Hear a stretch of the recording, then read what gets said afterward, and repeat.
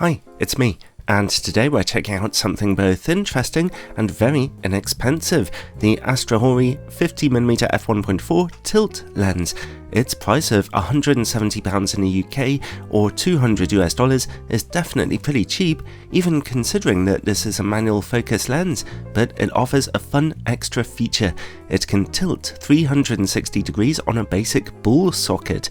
It will work on a full frame camera, but if you tilt it too far then you'll lose your image corners, as you can see here, so it's ideally suited for APS-C cameras, to be honest.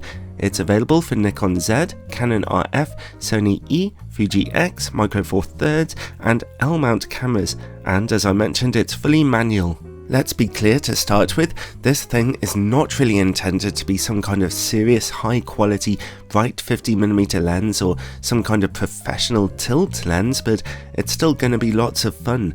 Tilting the lens against your subject will result in amazingly out of focus backgrounds and a gorgeous planar focus effect. Tilting it alongside your subject can get you more of it perspectively in focus, which could be helpful for shooting certain subjects or for product photography.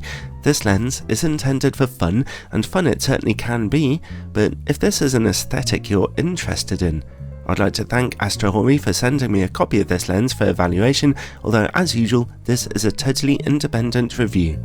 The lens's build quality is metallic but super basic. It obviously has an unusual shape, but it's small and weighs about 320 grams. The rear lens mount is made of metal also, and as you can see, has no electronic connections at all. At the back comes a tightening ring for the ball socket. Using it to tilt the lens is a deeply imprecise undertaking, but with a lot of fiddling around, you can get the setting you want. If you really want to be fussy about what you're doing here, it really is a simple design though. The focus ring comes next, turning about 120 degrees or so, very smoothly but a little lightly, so it's easy to accidentally change focus here.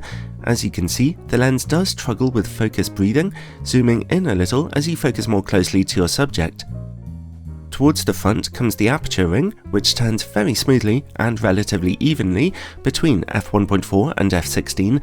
The lens comes supplied with something I hate more than almost anything else in the world, a screw-on lens cap. Oh, the humanity, these things are so annoying. The filter thread size is 46mm wide, and as I mentioned, this really is a totally manual lens, so you'll have to rely on your camera's built-in image stabilization if it has it, and you won't get any EXIF information here.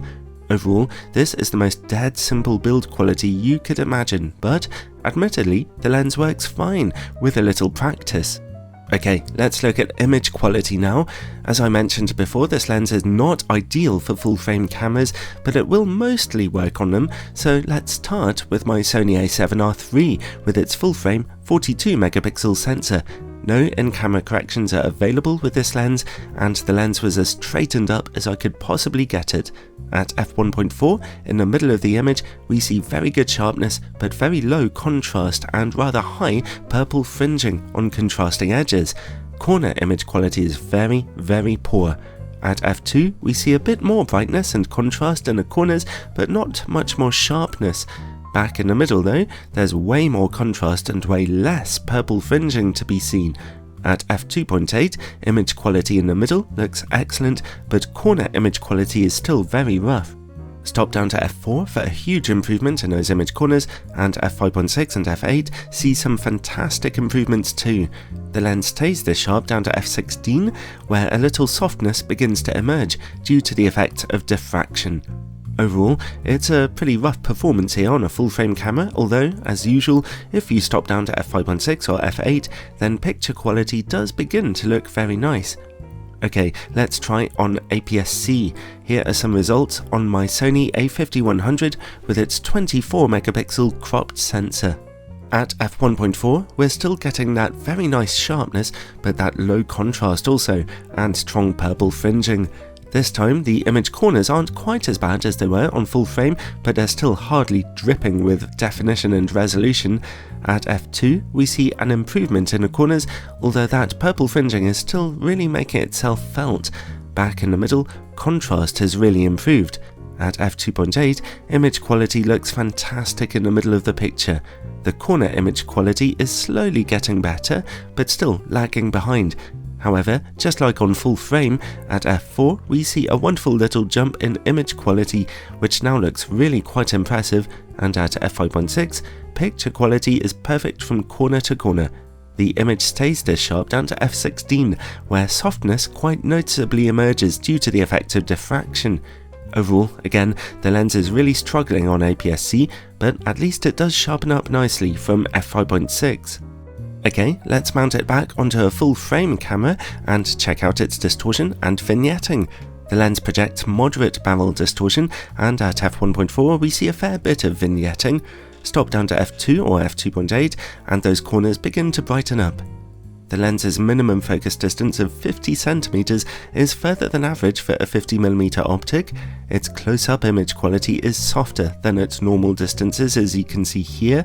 At f2 the image quality is about the same, at f2.8 we see better contrast, and at f4 we finally see good sharpness close-up. Okay, let's see how the lens performs against bright lights. Yeah, this isn't much good either.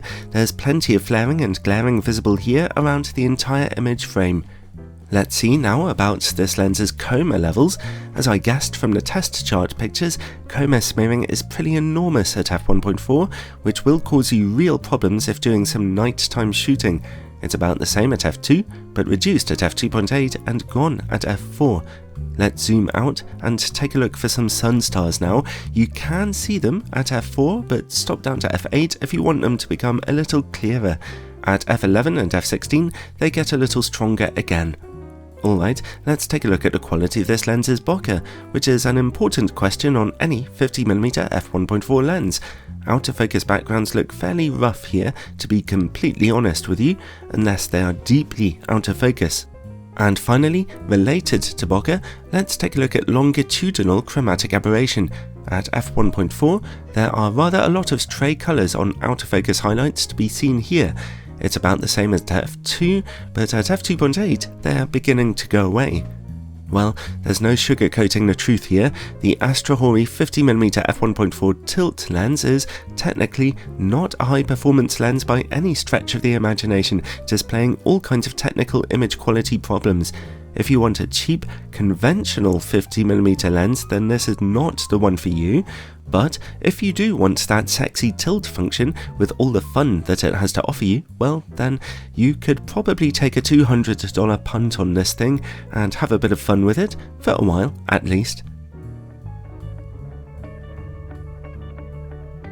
Guess what I find fun? Making exclusive videos for my Patreon supporters, of course. Some YouTubers start a second channel for their random bits and bobs. Well, I just send it all over to my generous supporters over there. Take a look in the description below for more information on how to support this channel, and ciao for now.